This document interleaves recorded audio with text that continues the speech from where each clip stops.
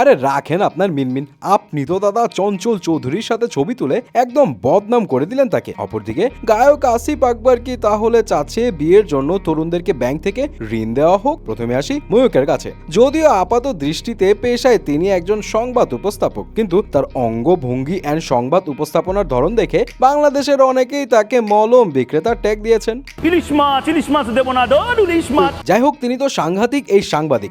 আমাদের দেশের মানুষের কাছে এক বিনোদনের নাম, এবং মা খালাদের কাছে যেমন কলকাতার রসালো সিরিয়াল কঠিন পছন্দের, তেমনি আমাদের বাবা চাচাদের কাছে ময়ূক সাহেবের মিথ্যা প্রপাগন্ডা ছড়ানোর ধরন যে কোনো সিরিয়ালের কুটনি ভিলেনের থেকে কম না। যাই হোক, এবার সেই ময়ূকের সাথে চঞ্চল চৌধুরীর ছবি হলো ভাইরাল। এমনিতেও চঞ্চল চৌধুরীর উপর আমাদের দেশের অনেকে আপসেট, কারণ ক্রান্তিকালীন সময়ে তার চুপ করে থাকা, তার উপর আবার এই পাবলিকের সঙ্গে চঞ্চল চৌধুরীর ছবি ভাইরাল হওয়ার পর শুরু হচ্ছে ট্রোল। যেমন কেউ বলছে চঞ্চল চৌধুরী একমাত্র ব্যক্তি যে এই মালের সাথেও কেমন মিনমিন করে ঢলাঢলি করে। আবার কারো মতে চঞ্চল ভাই আর কাউকে পেলেন না ছবি তোলার জন্য।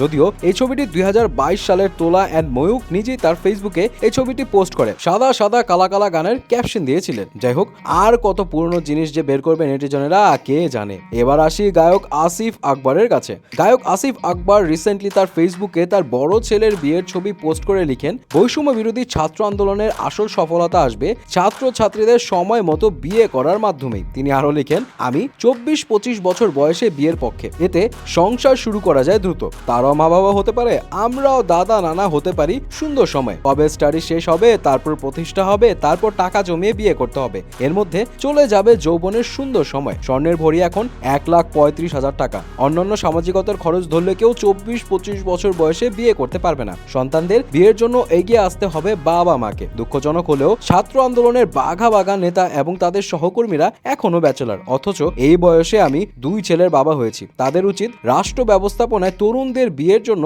একটা পদ্ধতি তৈরি করা, ঋণ ব্যাংক দিবে এবং সেটা দূরবর্তী সময়ে কিস্তিতে আস্তে আস্তে পরিশোধ করা হবে, কোনো প্রেশার ছাড়া। আন্দোলনে বিজয় ছাত্রছাত্রীদের জন্য একটা ফ্রি টিপস দিলাম, এখনই সময়। এখন তার এই পোস্ট দেখে অনেকে সহমত পোষণ করছে, অনেকের মতে আসলেই ঋণ দেওয়া উচিত, বয়স পার হয়ে বিয়ে করলে তো প্রবলেম।